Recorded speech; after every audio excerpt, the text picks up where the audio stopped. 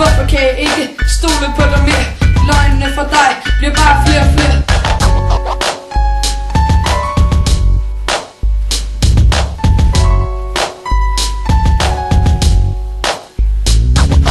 Du sagde til mig, at jeg var en klon, men alt hvad du siger er helt ude i skoven. Jeg hopper ikke længere på de vogn, men fuck dig bitch, du var så fucking dum.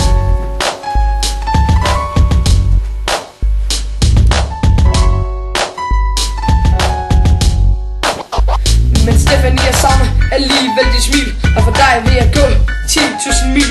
Jeg drømte om os to sammen i en bil, så vi kunne køre jorden rundt, eller noget i den stil. Jeg er kommet videre med mit liv nu, har det skide godt sammen med mit crew.